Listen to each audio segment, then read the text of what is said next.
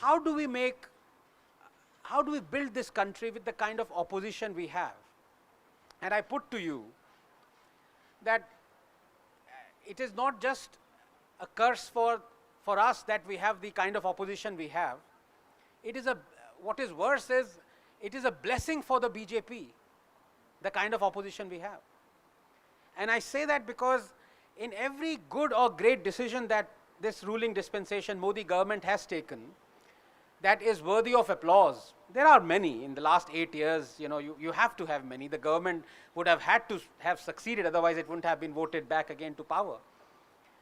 So many. And the opposition is outraged on each one of them, starting from demanding for proof for the surgical strike, to CAA, to 370, to even Ayushman Bharat insurance scheme, to even Ujjwala, to even making toilets.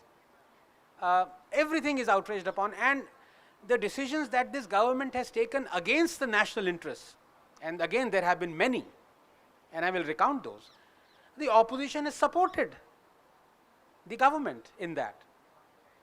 Now, how can a nation progress when the opposition that is supposed to criticize the government when it goes against India and Indians, it actually supports the government?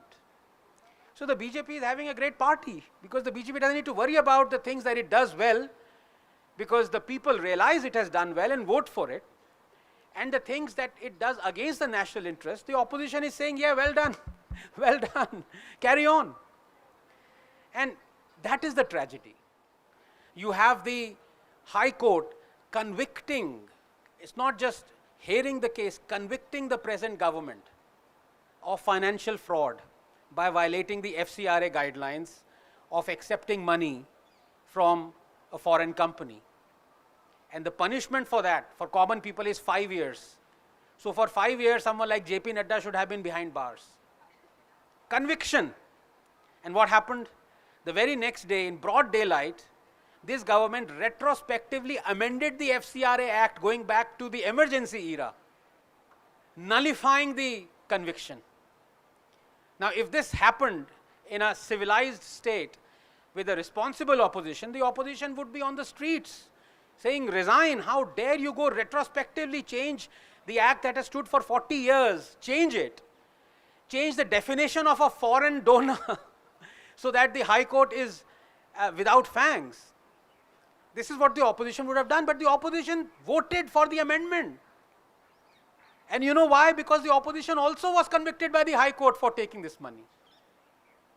This is your opposition. Is this nation building? And in their haste to amend, they didn't even read the act properly. Because 3 years down the line, what they had done was amended so that you could take donations post 2010. They said, oh my God, we forgot. Both our parties took donations even before 2010. So they went back to the parliament 3 years later and they amended it again. And again, the opposition backed the BJP. This is going on.